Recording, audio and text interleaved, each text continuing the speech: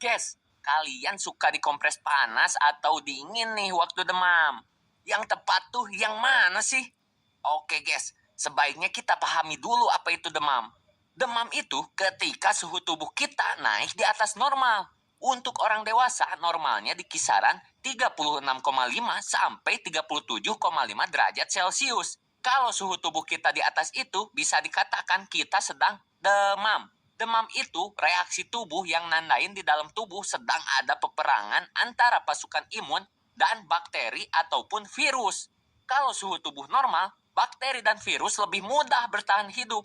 Tapi kalau suhu kita naik di atas normal, bakteri dan virus sulit bertahan hidup, guys. Sebaliknya sama pasukan imun, waktu suhu tubuh naik, pasukan imun bakal lebih banyak dan lebih jago. Di dalam badan gua ada ini nih guys, namanya hipotalamus.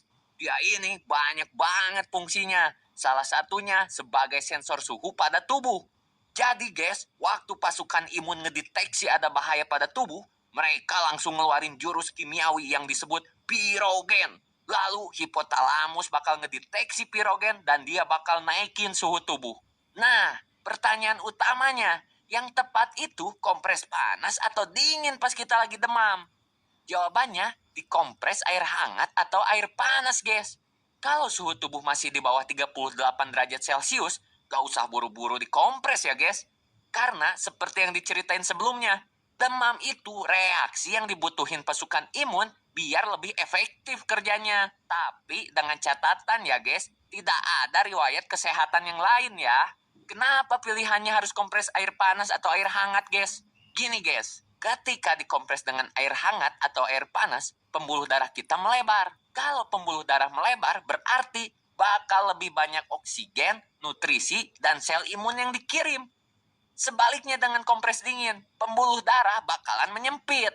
Terus guys, ketika dikompres air panas atau air hangat, bakal ada sensor yang ngirim sinyal ke hipotalamus bahwa adanya peningkatan suhu tubuh. Akhirnya, hipotalamus bakalan nurunin suhu tubuh. Nah, sekarang coba bayangin kamu lagi demam tinggi, terus dikompres dingin. Alhasil, hipotalamus bakal ngedeteksi adanya penurunan suhu. Akhirnya, dia bakalan naikin lagi tuh suhu tubuh. Simpelnya kayak gitu ya, guys. Menurut kalian nih, guys, ngekompres yang tepat itu di bagian mana sih? Kalau yang kita sering lihat di film-film dan kita alami sehari-hari, kompresnya sering di bagian jidat kan? Sebenarnya itu kurang tepat, guys. Karena yang tepat itu ngekompres di area lipatan yang banyak pembuluh darah. Misalnya ketiak, leher, ataupun selangkangan.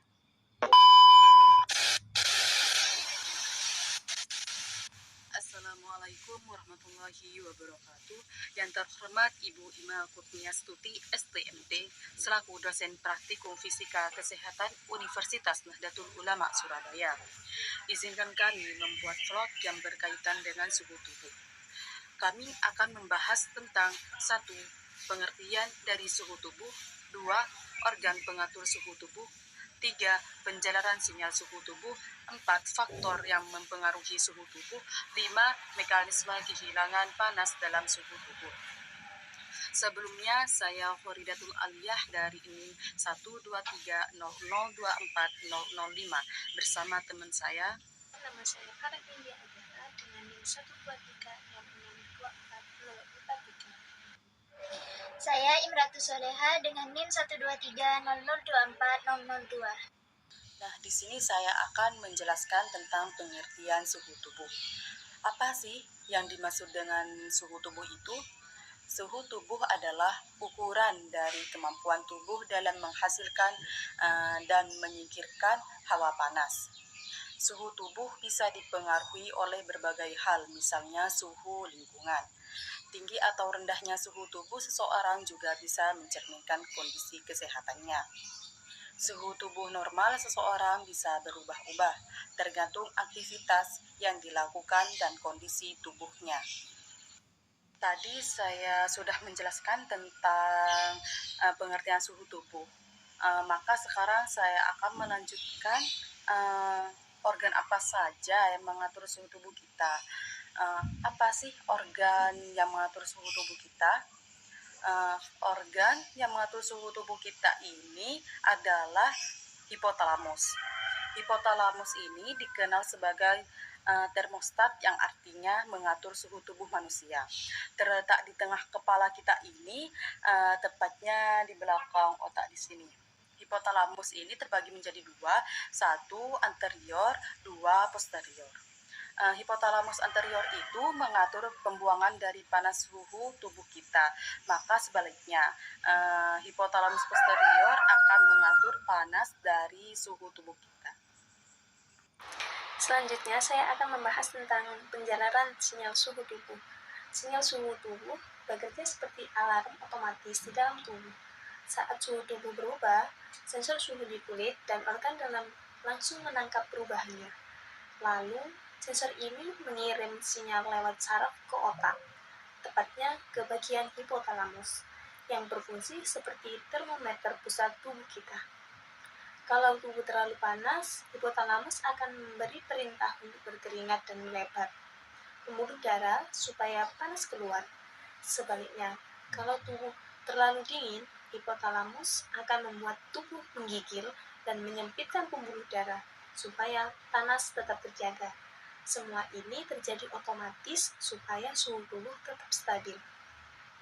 Lanjut yang keempat, suhu tubuh dipengaruhi oleh beberapa faktor utama, yaitu yang pertama ada aktivitas fisik.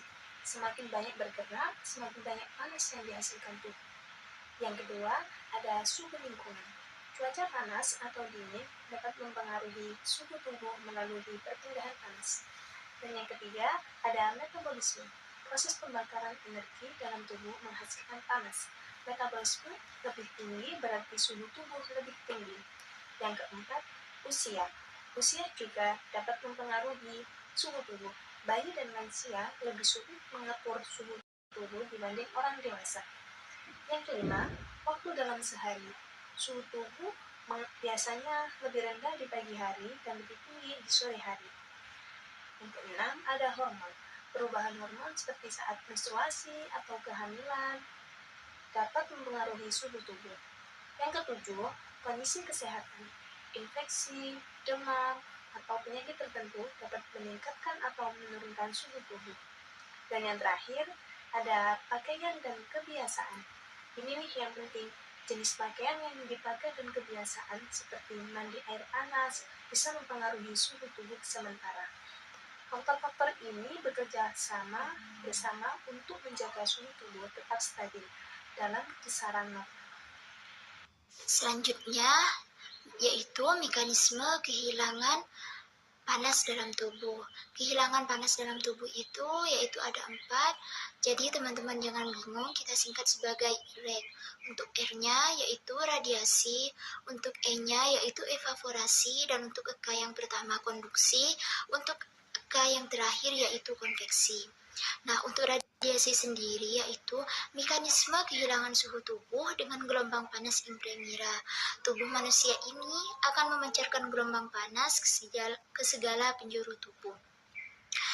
Nah, radiasi itu merupakan mekanisme kehilangan panas paling besar pada kulit, sekitar 60% atau 15% seluruh mekanisme kehilangan panas.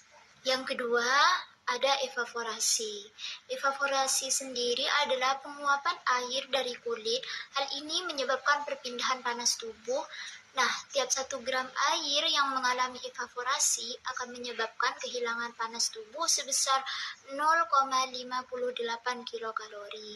Nah, pada kondisi individu tidak berkeringat, mekanisme evaporasi berlangsung sekitar 450 sampai 600 mili per hari. Hal ini menyebabkan kehilangan panas terus-menerus dengan kecepatan 12 sampai 16 kalori per jam. Nah, evaporasi ini tidak dapat dikendalikan karena evaporasi terjadi akibat molekul air secara terus-menerus melalui kulit dan sistem pernafasan. Yang ketiga yaitu konduksi. Konduksi itu adalah perpindahan panas akibat paparan langsung kulit dengan benda-benda yang ada di sekitar tubuh. Konduksi terjadi melalui getaran dan gerakan elektron bebas, seperti contoh ketika kita berbaring di lantai yang dingin. Nah, yang terakhir itu ada konveksi. Konveksi adalah perpindahan panas melalui aliran udara atau air, seperti contoh ketika kita menggunakan kipas angin atau ketika kita membuka pintu dan jendela. Sekian penjelasan dari kami, semoga bermanfaat bagi kita semua. Wassalamualaikum warahmatullahi wabarakatuh.